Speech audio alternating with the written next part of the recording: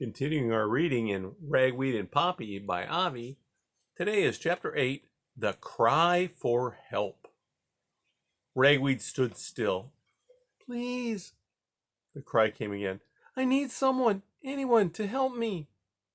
Trying to discover from where the call was coming, Ragweed stood on his hind legs as tall as he could and looked about. "Help me, anybody." The voice sounded weak and weary. Someone's in trouble. At least it doesn't sound like Lotar. That was a relief. Even so, Ragweed, unsure what to do, stayed where he was.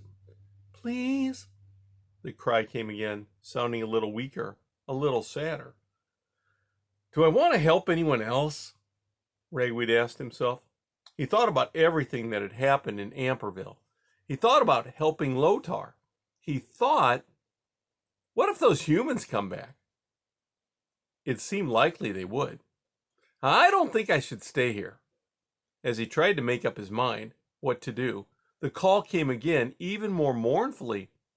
"Will someone, anyone, come and help me?" Ragweed was now sure the appeal was coming from the back of the log house. More importantly, he was also certain the caller was a mouse. He felt embarrassed. "How can I stand here and do nothing?" He scolded himself. "That's, wrong." He sighed. "If it's a mouse that's in trouble, I have to help." With extreme care, Ragweed crept around to the back of the log house, moving in the direction of the pleading voice. Upon returning and turning the corner of the house, all he saw at first was a plot of cut grass and some faded yellow and red flowers. Then he realized that right next to those flowers, on the grass, was what appeared to be a box. It was an odd box. No more than 10 inches long and 3 inches in height, the box was shiny silver in color and seemed to be made entirely of metal. On the box was writing, "Have a heart, Lidditz, Pennsylvania."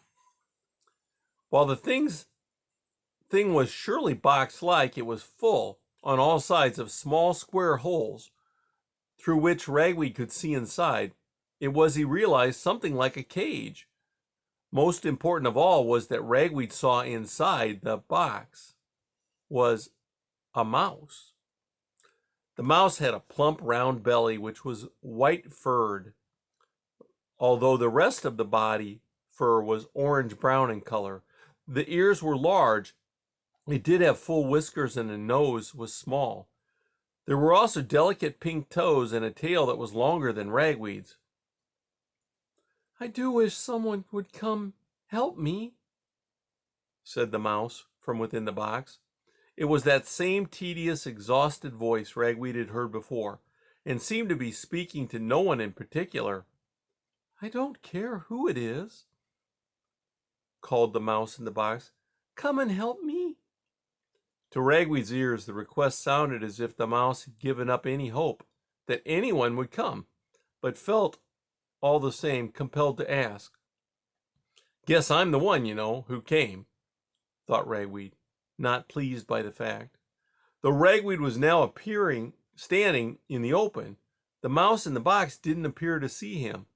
Belatedly, Ragweed realized that the mouse had its eyes closed, as if asleep or exhausted.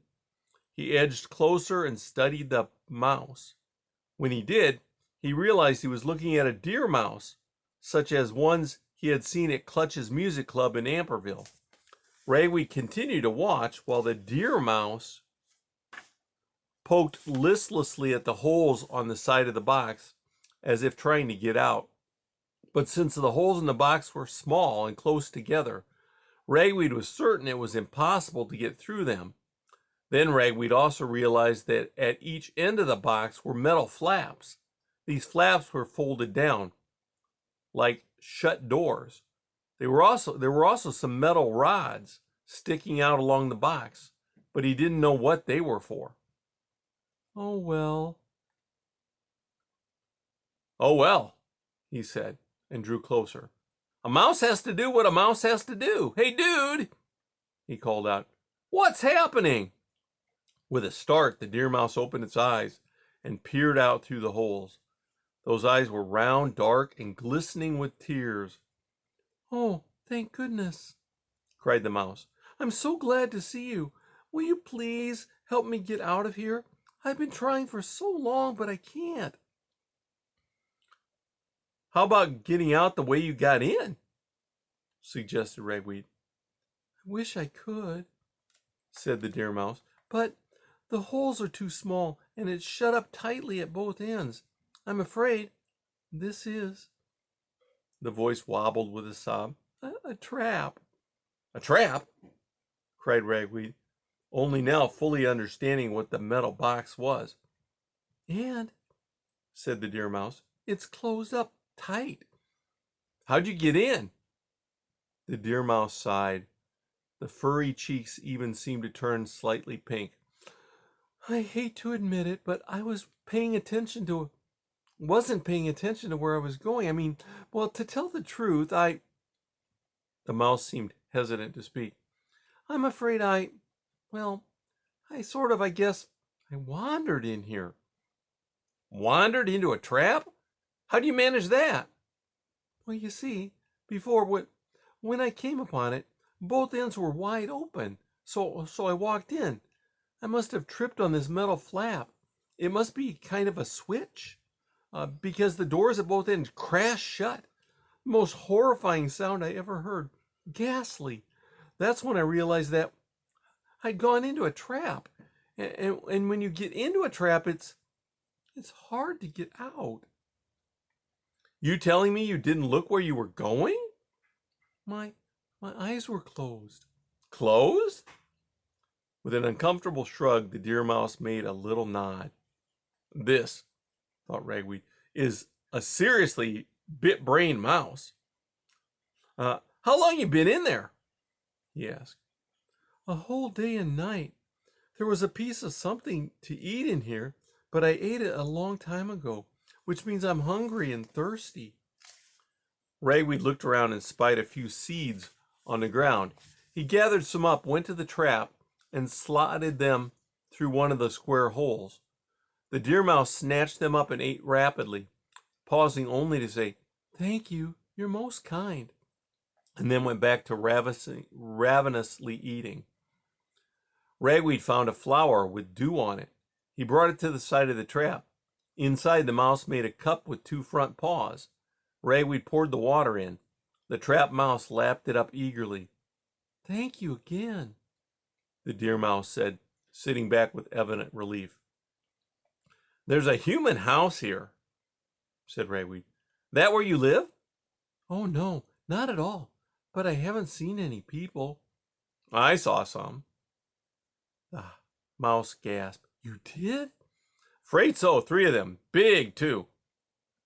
"When? Where?" "A short while ago, on the other side." "Oh, dear," said the mouse in the trap. "I was sure that it was people who put this thing here, maybe to catch mice. I was hoping they were gone, but scared they'd come back and find me in here. When I consider what might happen, it could be..." The mouse was unable to say the words. "Yup," said Ragweed. "Bad to the bone." Are they still near?" "They went away," said Ragweed. "In that car. Didn't you hear it? A roaring and stink?" "I did wonder what that noise and smell were. I'm afraid I'm not thinking clearly. I'm so hungry and terribly worried." "The thing is," said Ragweed, "I'm sure they'll be back. But mind my asking, if you don't live here, where do you live?" "On the far end of Long Meadow, that way." The deer mouse pointed in an easterly direction. "It's not that far, but too far for any of my family to hear me calling." "How big is your family of yours?" "Oh, maybe 250. "Think anyone you know would come and rescue you?" "Oh, yes. My mother always says mice should be nice. Mostly I think we are. They'll help. I'm sure they will. The problem is they have no idea what's happened to me. Do you think you could get me out? I so want to go home." Inwardly, Ragweed groaned. Someone else to help. But he felt ashamed to have even thought that thought. "Please?" the mouse in the trap fairly begged. I can try, said Ragweed. By the way, what's your name? Poppy. And that's the end of chapter 8.